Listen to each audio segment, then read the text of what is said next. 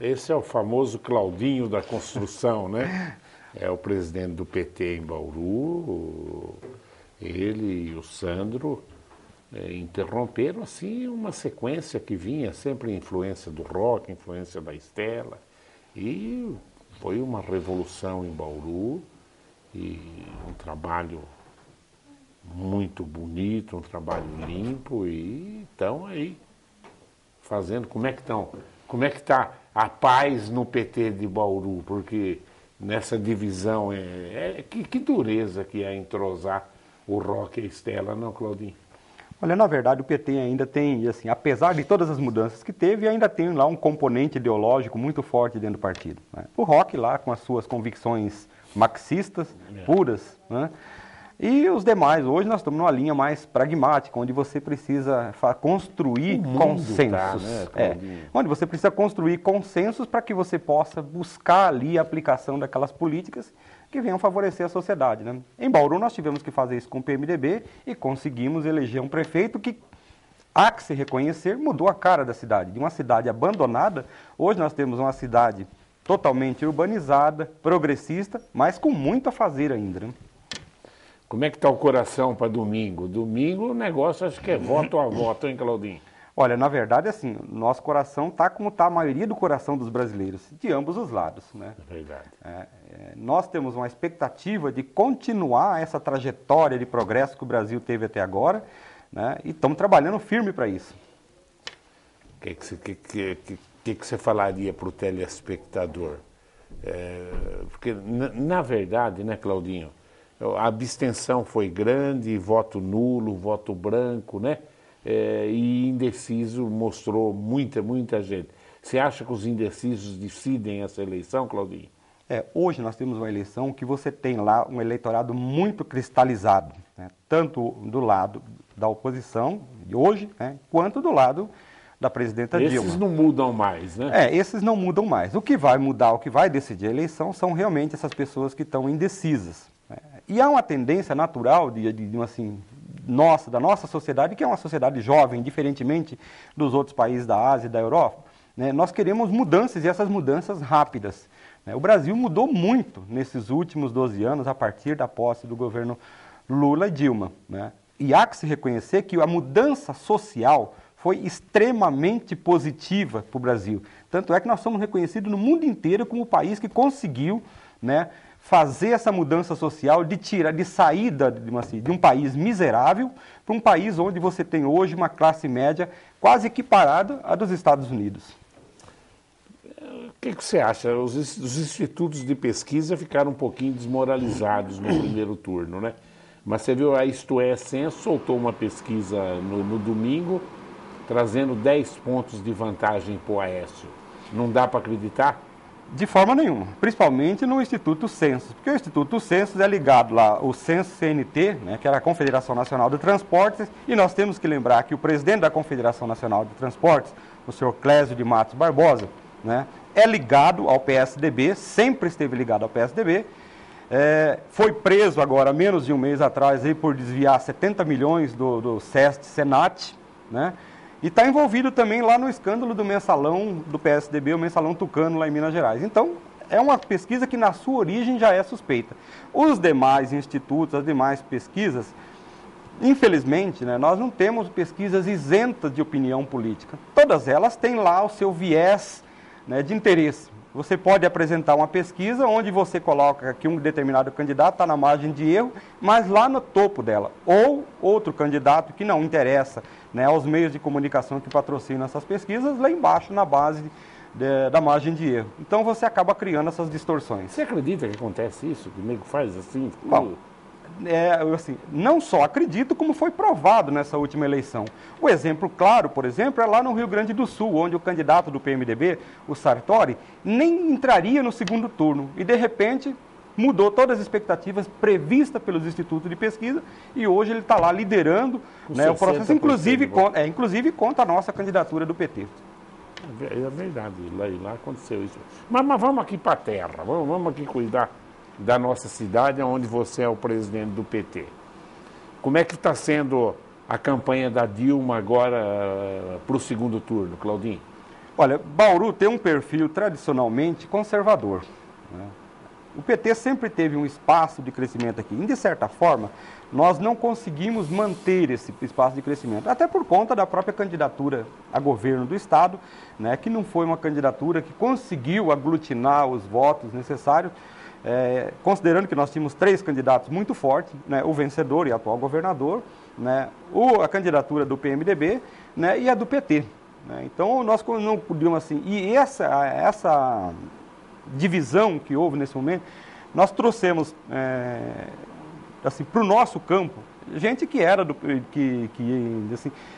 PMDB, do PT, que acabou votando em candidatura do PMDB, né? O que aconteceu com o Padilha? Que decepção, né? Porque vamos falar assim, claro, o PT no estado de São Paulo, nos últimos anos, tem sido o segundo partido, não tem liderado. Mas sempre em torno de 30%, 33%, né, Claudinho? Caiu para menos de 20% essa vez, né? O que aconteceu com a imagem do Padilha, na sua opinião? Na verdade, assim, o Padilha era um candidato pouco conhecido do público.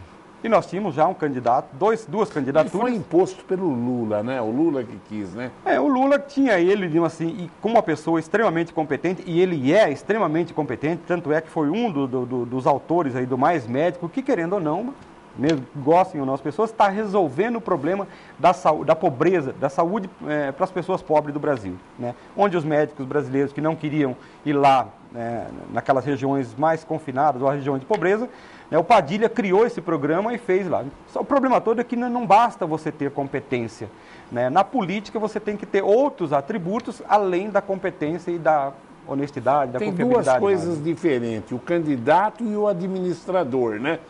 Se for ganhar, vai ser um grande cargo. Mas o problema é ganhar. Né? Na verdade é assim, você tem que ser a média dos dois, um bom administrador e também um bom político. Você não pode ser um excelente administrador e um político de baixa penetração no público. Né? Como é que você explica a votação da Estela? Você que é presidente do PT em Bauru, não sei até que ponto vocês do partido ajudaram a Estela. A campanha da Estela estava muito bem visualizada. A impressão que eu tenho é que a Estela, a do Pedro Tobias, a do Sakai, a do Purini, acho que essas 4, ou mais alguma, foram as campanhas mais visualizadas em Bauru. Como é que explica, Claudinho? Eu falei, no mínimo, não vai ganhar porque o PT exige bastante. Mas, na minha perspectiva, ela teria de 40 a 50 mil votos e acabou sendo uma votação menor do que realmente toda a mídia esperava. Na verdade, nós temos que entender o seguinte, nós passamos aqui na cidade e no país inteiro hoje um processo onde, assim, os melhores candidatos, às vezes, não são aqueles que têm mais visibilidade, mas aqueles que têm, por exemplo, por trás de si, alguma organização, né, que consiga apresentá-lo como um candidato viável. Um exemplo claro é o pastor Celso Nascimento, que era totalmente desconhecido na cidade e que acabou... Mas na cidade ele teve 5 mil votos. Teve 5 mil votos. Mas... Ele realmente, os votos do Celso eram votos da igreja. Um voto de uma organização, isso, da igreja. Né? E, na verdade, aqui também nós tivemos, assim, dentro da cidade, né, essa votação daqueles candidatos que, de alguma forma, têm ligação com alguma organização, ou um clube, ou um trabalho social, né, ou as entidades que, às vezes, assim, não têm tanta visibilidade, mas que conseguem, né, digamos assim, carrear mais votos para aquelas candidaturas que elas patrocinam. Mesmo você tendo a visibilidade da campanha que teve a Estela, eu acho que ainda faltou para nós, assim, para a candidatura dela, esse envolvimento com essas organizações sociais, né? Eu acho que se ela tivesse trabalhado um pouco mais por esse caminho, talvez o resultado fosse um pouco melhor e mais positivo. Né? O Roque, eu inclusive perguntei para ele aqui, eu não vi quase a campanha do Roque, o Roque não visualizou a campanha dele e acabou tendo metade, ou menos da metade até, dos votos que tem nas eleições anteriores. O que você acha que aconteceu? A mensagem do Roque tem que ser modificada, porque 7 mil votos por Roque realmente Eu acho que só pela presença dele como um vereador atuante tinha que ter muito mais, né, Claudinho? Olha, na verdade, assim, a candidatura do Roque para o seu eleitorado, né?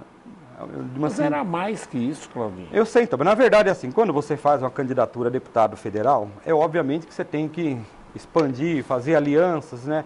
Mas eu acho que a ideologia do Roque, ela é uma ideologia tão firme que não permite que ele faça essas concessões para que possa ampliar aí seu eleitorado, né, e fazer com que ele se expanda de forma a criar uma possibilidade de realmente eleitoral. É uma opção política, né, dele preservar o discurso dele. Ideológica mesmo. É ideológica, mas assim, quando você faz uma posição política ideológica da forma como o Roque faz, ele tem a consciência também de que vai atingir esse eleitorado e esse eleitorado serve para ele nas próximas eleições, talvez para a vereança. Né? O Luiz Carlos da Bela Vista pergunta para você, Cláudio, ouvimos com frequência notícias de que há pessoas com cadastro irregular no programa Minha Casa Minha Vida. Inclusive pessoas que foram sorteadas e pegaram até 3 apartamentos. Como que conseguiram fazer isso? À vista grossa com os órgãos que administram o programa que foi criado pelo seu partido? Olha, de forma nenhuma à vista grossa, mas nós temos que entender que em todos os programas, né, e aí, sem exceção, eu não sou a pessoa mais gabaritada para falar sobre Minha Casa Minha Vida, né, porque aí tem a Secretaria de Bem-Estar Social de Bauru, que seria quem faz o cadastro e que vai selecionar as pessoas que irão receber esses imóveis. Mas eu conheço casos, né, e que hoje já está sendo investigado, de pessoas que se diziam, né, numa condição que não era verdadeira e que, assim, dentro do perfil que poderia se habilitar para Minha Casa Minha Vida, acabou obtendo o imóvel. Né? Há casos, por exemplo, de pessoas que moram lá com um cônjuge que tem imóveis, mas que não é casado e se apresenta como se morasse sozinha e se inscreve como beneficiário. E é duro controlar isso. Aí cabe da honestidade das pessoas, não de quem está concedendo, porque para concessão é seguido um padrão rigoroso, fiscalizado, né, inclusive com penalização para quem comete esse tipo de fraude. Então não é questão de vista grossa, é questão que, inclusive, em tudo na vida há gente mal intencionada. Agora, cabe nós, enquanto representantes da sociedade, toda vez que tiver conhecimento, denuncie, ainda que seja para investigar, porque às vezes pode não condizer com aquela realidade que nós estamos enxergando, mas que vale a pena ser investigado para realmente ver se aquilo está sendo feito corretamente, porque se for entregue para quem não precisa, é porque está tirando de quem realmente precisa. O Reginaldo da Vila São Paulo, boa tarde ao professor e ao convidado. Até agora não entendi por que o PT não mostrou na propaganda eleitoral os benefícios que trouxeram para a nação a obra de Cuba, as estradas na Bolívia, o metrô na Venezuela, os 2 bilhões em dívidas perdoados de países africanos e a construção de estádios para a Copa. Você poderia dizer por que essas obras não aparecem na campanha eleitoral? Olha, na verdade, assim, eu acho que não é dito isso, porque, na verdade, assim, envolve muito a questão de mercados externos. Quando foi financiado, por exemplo, o Porto de Cuba, visou-se o seguinte, que o Porto de Cuba era uma das necessidades para que o Brasil pudesse fazer exportação para Cuba. Há uma necessidade das empresas brasileiras de entrar nesse mercado cubano. E você não entra no mercado se você não faz contrapartidas. Na África, a mesma coisa. Tinha alguns países que apresentavam lá uma situação de inadimplência do país e, portanto, não poderia ser exportado. Então, o que você faz? Quando você investe nesse país, você não está dando dinheiro. Você está fazendo com que aqueles investimentos acabem retornando de outra forma, que seja com a abertura de mercado africano, que às vezes serve de porta para outros mercados maiores e fazer com que as nossas indústrias possam abrir novos mercados, se desenvolver e gerar empregos aqui dentro do país. Então, aquilo que às vezes aparentemente é você investir lá, é justamente fazer a abertura de um mercado de trabalho para os produtos brasileiros. Então, isso nós temos que entender. Às vezes, para uma pessoa, para um leigo, para a pessoa comum, é difícil você entender, está tirando dinheiro do Brasil e botando lá fora. Não é isso. É você estar abrindo mercados para que os produtos brasileiros possam entrar nesses países. Claudinho, deixa eu ver quem mandou essa daqui. O Ticão, olha o Ticão aqui, ó. Você é um bom presidente do PT. Você vai fazer uma reformulação partidária daqui para frente? Quem você vai apoiar para prefeito? O Sandro ou a Estela? O Ticão tacou o punhal no peito, hein? Olha, na verdade, Ticão, você sabe que o processo, você como militante do PT, você sabe que o processo dentro do PT não é, o presidente não tem o poder de impor uma reformulação. Nós podemos apoiar, patrocinar, criar iniciativas para que isso possa acontecer. E nós vamos buscar, nós temos aí um processo eleitoral de extrema importância, né, em 2016, e o PT quer se apresentar para a sociedade com um quadro viável, né? Isso nós podemos fazer diretamente com as nossas candidaturas, é esse o principal objetivo do partido, mas podemos também, lá dentro de uma conjuntura política, apoiar alguma outra candidatura. E o faremos sempre visando o prol do benefício da cidade e do desenvolvimento de Bauru, né? Agora, a reformulação cabe nos quadros que o partido tem para se lançar enquanto representação da sociedade. O PT perdeu muito de parlamentar no estado de São Paulo. Quem que você lamenta mais? Esse menino aí, o Zico Prado, que o Pedro Valentim é assessor dele. Uma figura extremamente simpática, né, Claudinho? E tinha serviço prestado aqui em Bauru, né? Olha, entre o Zico e assim como todos os outros também, que acabaram não conseguindo se reeleger. Quem que você lamenta mais?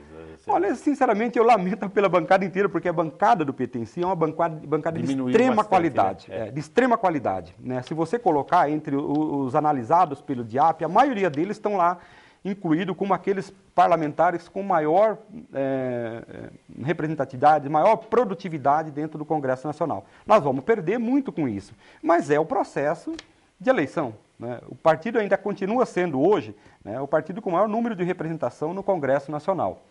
Nós perdemos aqui, conseguimos ganhar um pouco lá na região norte e nordeste, e por isso nós conseguimos manter ainda essa, digamos assim, maioridade dentro do Congresso Nacional, e vai fazer com que continue dando suporte no futuro governo Dilma, né, e compense as perdas que nós tivemos agora. Agora, certamente que a perda desses companheiros que não foram reeleitos vai trazer um prejuízo na questão da representação dos avanços das políticas sociais.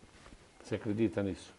Acredito piamente, porque muito do que nós conseguimos hoje, né, e há que se esclarecer o seguinte, que o presidente ele tem um poder limitado, porque muito do que o presidente pode propor ao Congresso, ele pode se viabilizar dependendo da sua bancada. Se a sua bancada não te der sustentação, a maioria das propostas do governo acaba sendo rejeitada e não passa no Congresso Nacional. O doutor Natanael faz perguntas incisivas, ele não faz média com ninguém, não, olha lá.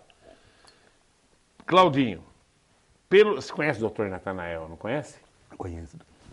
Pelo volume gasto, a votação da Estela Almagro foi ridícula em Bauru.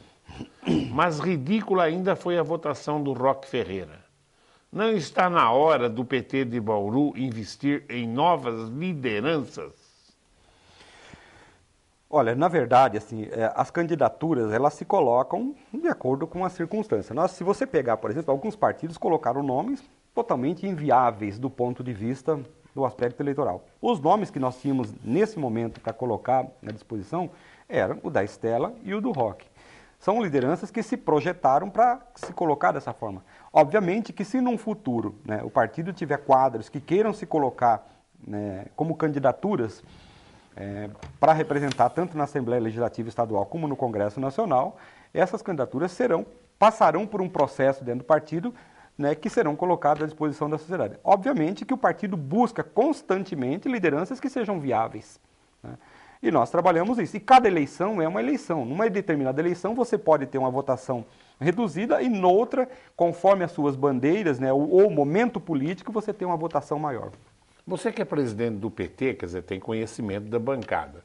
Quem você acha que deputado estadual federal do PT pode agora ocupar esse vazio que gerou na região de Bauru a serviço do PT? Porque o Vacareza tinha um trabalho muito grande aqui na região, né, não é isso? Zico Prado e outros.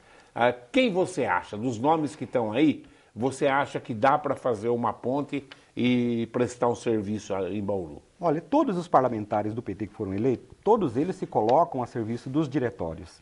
Nós temos agora o Mas Vicentinho... quando é todos, não é nenhum, né? Sim, mas nós tivemos aí o deputado Vicentinho, que carreou recursos para Bauru. Nós tivemos o Arlindo Chinaglia, que trouxe recursos para Bauru.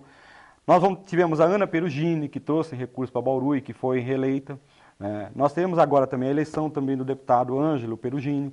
Então são vários deputados que a gente, assim, os grupos políticos aqui da cidade, que são de uma... A Ana Perugini tem presença em Bauru. Tem, ela sempre esteve presente em Bauru. E agora também, com a eleição do seu marido para a Assembleia Legislativa, né, e fez uma campanha forte em Bauru também, né, que é ligada ao Sandro. Ele era prefeito, o marido dela? Ele foi prefeito em Hortolândia, né? Um dos prefeitos mais queridos lá, mesmo exemplo que tem aqui o Rodrigo, eleito com mais de 80% do eleitorado. Então nós teremos essa representação e cada grupo aqui, de uma certa forma, consegue, junto ao seu deputado, trazer os recursos para a cidade. Como é que você vê, Claudinho? Dessa vez nós fizemos 2 estaduais, o Pedro e o Celso, né? Agora, não fizemos federal outra vez. Mas que coisa!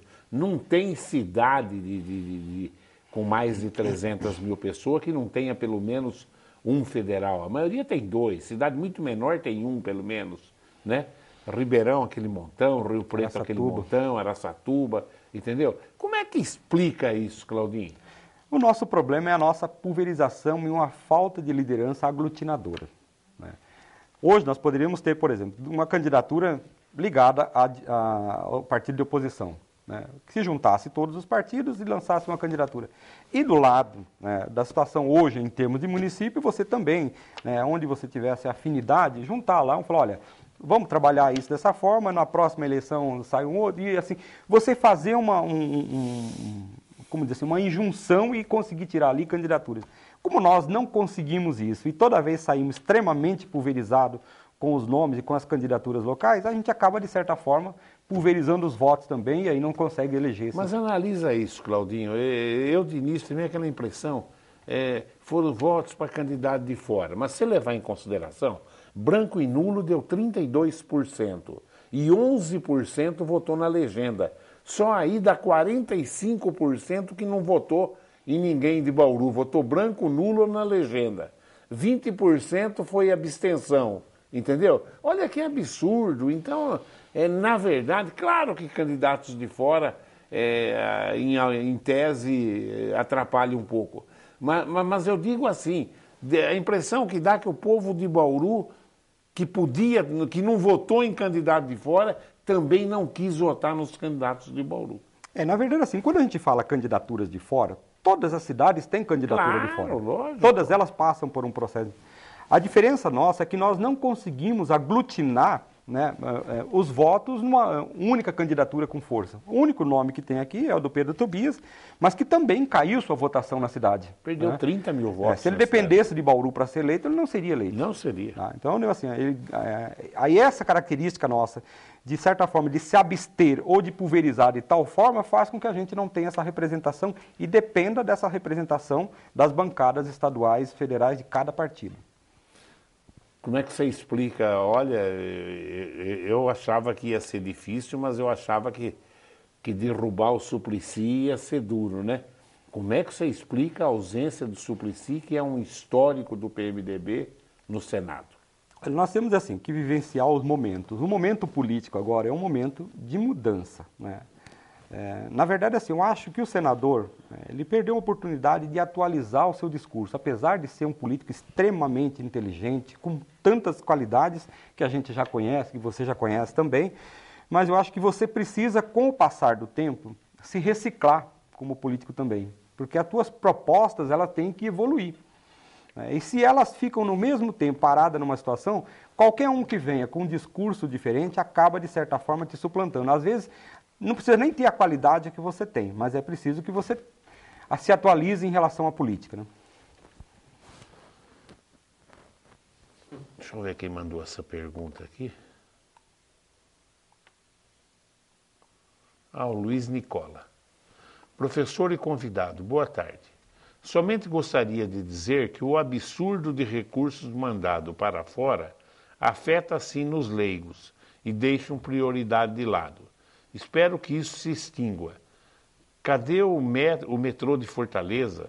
Para fora, ele está dizendo para fora do Brasil. Acabei de chegar de lá e lá a última visita naquela capital que lá vão 6 anos, a promessa ainda continua. Abraços, Luiz Nicola. Não sei se você quer fazer algum comentário. Ele está dizendo, gastou dinheiro na África, em Cuba, atrapalha sim, ele quer dizer. Olha, é aquilo, eu volto a falar novamente, que na verdade, assim, o que foi para lá não foi dinheiro, assim, propriamente da União. Foi um investimento do BNDES, né? E com aquele objetivo de fazer abertura de mercado. Agora, quando ele coloca a questão do metrô de Fortaleza, eu sei que o metrô de Fortaleza, pelo que eu sei, eu não tenho muito conhecimento, mas já está em licitação de obra, parou por problemas lá no processo licitatório, mas ele está em construção, né? Até então não havia nenhuma previsão de construção e agora ele já está andando, até por questão das obras que veio como consequência lá da Copa do Mundo, né?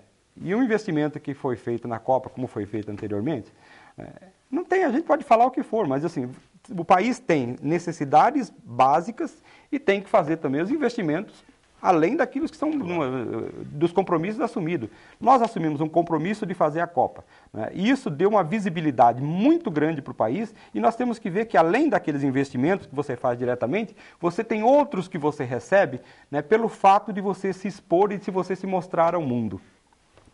O Júnior da Vila Universitária pergunta, Cláudio, a Estela, que além de vice-prefeita, tem um cargo de visibilidade no programa Minha Casa Minha Vida, e mesmo assim não conseguiu se eleger. Não está na hora de substituí-la? Ele já falou, não depende dele, as candidaturas têm força. O nome dela já está saturado na política local. Olha, na verdade é assim, eu acho que o partido também vai analisar essa situação da votação dela, claro que isso leva em consideração. Ela também, como militante do partido, sabe assim, qual que é as suas limitações e as suas possibilidades. Mas como colocado bem claro, não adianta a gente, tipo assim, vamos imaginar que eu tivesse esse poder, força, né, de ir lá e retirar o nome da Estela, eu vou colocar um outro nome totalmente desconhecido ou simplesmente trocar por trocar. Obviamente que as lideranças, elas surgem, elas não são impostas, né, porque toda vez que nós impomos, acontece o que aconteceu em várias situações. Nós acabamos colocando o nome, né, contra a vontade daquilo que é o desejo da militância, a militância não se envolve na campanha, não é o nome desejado pela população, e aí você acaba assim, tendo um resultado aquém daquilo que é esperado. Por isso que eu acho que as lideranças que surgirem, e nós vamos buscar essas lideranças, elas têm que se despontar para o eleitorado como alguém que possa resolver o problema que a sociedade coloca naquele momento. Ou você faz isso com as suas candidaturas próprias, ou você vai buscar apoiar quem possa fazer isso da forma que seja mais condizente com o teu conteúdo programático do partido. Ô Claudinho, a gente que entrevista todo mundo aqui na TV Prevê e conversa nos bastidores, tudo, eu diria assim, olha, nós temos já 4 prováveis nomes que podem sair para candidato a prefeito na próxima eleição. Do Partido Verde, o Dr. Raul, a Thelma Gobi, o Purininho, a Estela, o Sandro. Quem mais poderia acrescentar nisso aí, na sua ótica, olha, quer seja do seu partido ou não? Eu acho que você tem não sei se pelo PP, eu posso sugerir o nome do Sakai. E o Manfrinato. Né? O Manfrinato. O Sakai não mostrou essa força, né? Eu sei, mas ele, pelo partido dele, ele tem total legitimidade de se lançar. Lógico, né? E eu até acredito que ele vai fazer isso, mas O outro que eu achei que ia ter muito mais voto era o Sakai também, viu? Porque as conversas eram que a igreja estava fechada com ele, e no fim não aconteceu isso. Esse é o problema. Nós temos, assim, uma diversidade de nomes. O que nós precisamos agora na frente lá, digamos assim, os partidos, após essa eleição, é claro, porque o resultado da eleição agora que nós vamos ter no domingo, vai definir uma série de alianças futuras, né? Dentro dessas alianças futuras... Você não falou o teu nome, o Claudinho também é um nome para colocar nessa lista? Não sou. Não, porque eu acho que ainda falta amadurecimento, né? Mas, assim, tem vários nomes que têm que ser colocados à mesa para que a gente possa fechar um nome, assim como foi feito na candidatura do Rodrigo. Nós tínhamos lá vários nomes, tinha na época, né, o do Gasparini, tinha da Estela, tinha outros nomes que eram colocados, mas nós chegamos, né, aos partidos de esquerda naquele momento, que dava sustentação para o governo Lula, E conseguimos trabalhar um consenso de construir o nome do Rodrigo e que deu esse resultado de acabar elegendo o prefeito. Eu acho que nós precisamos fazer esse exercício novamente, né? É claro que cada partido tem seu nome e não vai querer abrir mão dele. Mas eu acho que em prol da cidade, né, e Bauru ainda precisa de muito para se desenvolver, eu acho que hoje nós precisamos de um prefeito que consiga olhar a cidade num horizonte além do que nós temos no curto prazo, né? Nós temos que orientar um prefeito que oriente o crescimento da cidade. Eu tenho uma convicção, acho assim, que Bauru tem que crescer dentro do município de Bauru. Hoje nós estamos com um crescimento, digamos assim, desordenado, sem planejamento. Se continuar desse jeito, em breve a parte nobre de Bauru vai estar em Piratininga e Agudos. E nós vamos ficar com, digamos assim, Tem lógica que você está falando. E por isso que nós temos que dar uma orientada no crescimento da cidade. E cabe ao administrador, né, que possa fazer com que a cidade se oriente nesse sentido. Claudinho, os Jogos Abertos estão há menos de um mês já. Bauru com esse problema de falta d'água. Eu falei na sexta-feira aqui. Ou o Rodrigo deixa amarrado direitinho um plano de emergência, ou a presença de mais de 10 mil atletas na cidade, jogando, banhos e banheiro e etc., vai ser um caos. Seria ou deixa um plano já noticiado, e não é só 2 caminhão-pipa, como eu vi aí, que vai resolver o problema. Ou você não acha que, se for o caso, ele devia até cancelar os Jogos Abertos no momento de emergência que está aí, Claudinho? Olha, Dudu, na verdade não, porque eu acho assim, os Jogos Abertos, apesar da demanda que tem, dessa demanda que ela vai crescer um pouco, mas ela não cresce ao ponto em que você não possa, numa situação emergencial, suprir isso. Será? Né? Não, acho que não. Tem que ter certeza. Acho é uma Não, assim, eu tenho certeza que não. Porque 10 mil pessoas jogando de manhã, de tarde, de noite, atletas, 10 mil atletas. Sim, mesmo assim, você tem como resolver essa situação. Tem. O nosso problema maior não é esse. O nosso problema maior é que, se você não resolve o problema da água no futuro, no médio prazo, não precisa nem falar no longo prazo, nós não temos como atrair indústrias, não temos mais como patrocinar o desenvolvimento da cidade, porque você não pode fazer ligações de água, claro, você não tem de onde sim. tirar. Então nós estamos trabalhando com... Esse é o grande problema da água. Esse é o grande problema. Mas tem um que daqui 20 e poucos dias, que é os Jogos Abertos. Então, isso, mas assim, na verdade assim, é uma demanda que assim, você tem um número em que ela vai crescer. Né? E você consegue, de certa forma, trabalhar isso e suprir isso. Ainda que seja com caminhão público, mas eu acho que não passa por aí, né? Eu acho que até lá nós vamos ter aí as chuvas que, de certa forma, vai suprir, mas o nosso problema maior é essa demanda futura. Essa demanda futura compromete todo o crescimento da cidade. Eu acho que nós temos que pensar muito nisso. O Pedro Valentim está aqui, ó. Ele veio aqui também. Lamentavelmente, com essa brutal falta de água de Bauru, não só pela estiagem, mas também pela falta de planejamento, verdade, né? Podia ter feito mais 3 postos, pelo menos, o Rodrigo, né, Pedro? Nenhum partido soltou uma nota criticando a situação.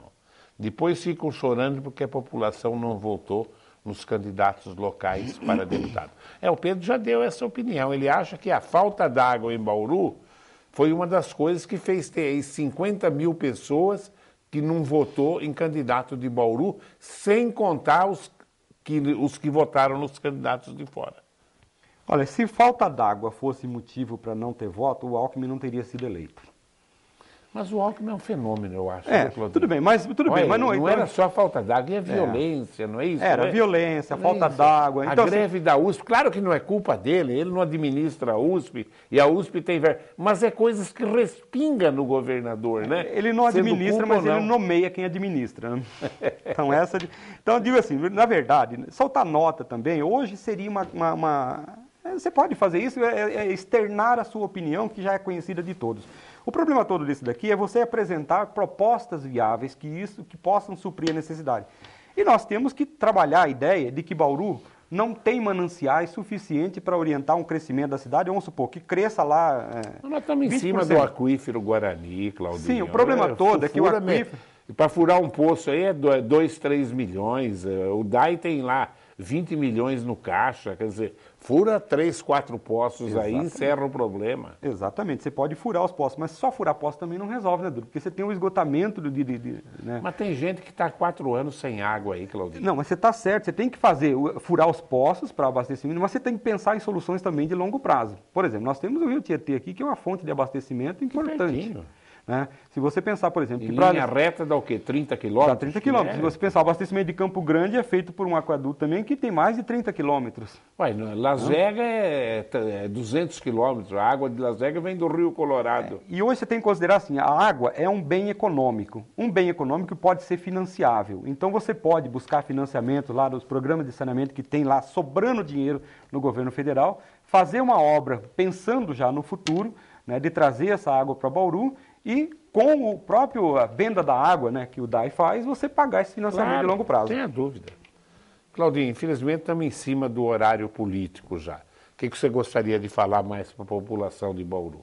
Olha, eu queria dizer o seguinte, que nós estamos agora num momento extremamente importante da nossa vida. Né? Nós podemos continuar ali, né, uma política que sempre favoreceu, né, quem sempre precisou do Estado. Porque nós temos que levar em consideração que há segmentos da população que precisam mais do Estado do que outros. Tem gente que consegue suprir sua necessidade de segurança, de educação, né, e de várias outras coisas por si próprio. E outros que, se não dependerem do Estado, passarão por necessidades. E nós temos uma política definida agora nessa eleição. Ou uma política em que você tem um favorecimento do benefício social, ou a ideia de favorecer novamente aí quem sempre teve vivendo da especulação financeira e do rentismo. Falou, Claudinho. Obrigado pela presença, viu? Eu que agradeço. Está aí. E também tem uma coisa, né? Você, cidadão, achar que ou o partido A ou o partido B vai resolver a tua situação, você tem que trabalhar, viu?